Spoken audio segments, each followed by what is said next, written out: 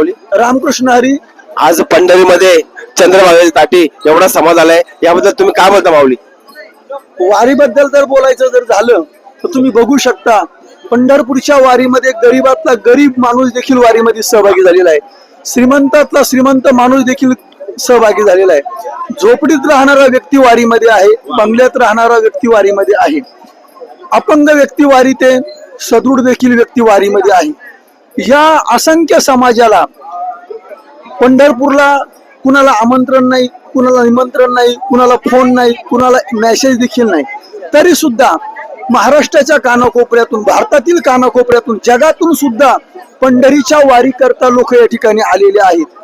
जन्म मृत्यूचा फेरा चुकवायचा असेल तर त्या व्यक्तीनं वारी केलीच पाहिजे.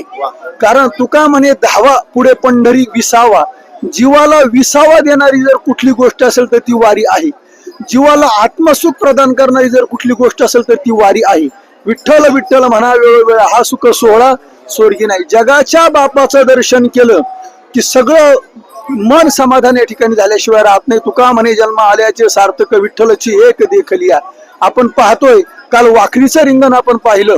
2 दिवसापूर्वी संत निवृत्तीनाथ दादा सोहळ्यामधील करकमचं रिंगण आपण पाहिलं. ह्या वर्षी पंढरपूरच्या 2026च्या वारीमध्ये रेकॉर्ड ब्रेक गर्दी या ठिकाणी झालेली आहे आणि आपण ती पाहतोय.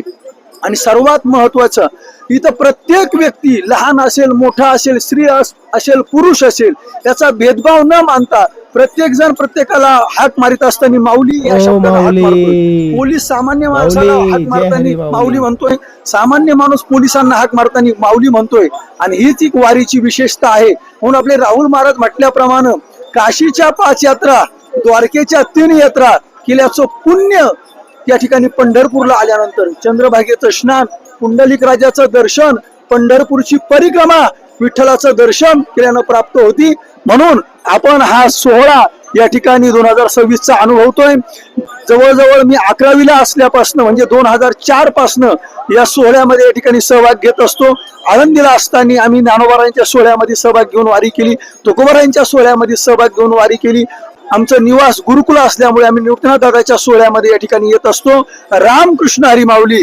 माऊली, आज तुम्ही 2 शब्दामध्ये वारीबद्दल सांगितलं, आम्हाला खूप छान वाटलं. धन्यवाद. रामकृष्ण हरी. रामकृष्ण हरी माऊली.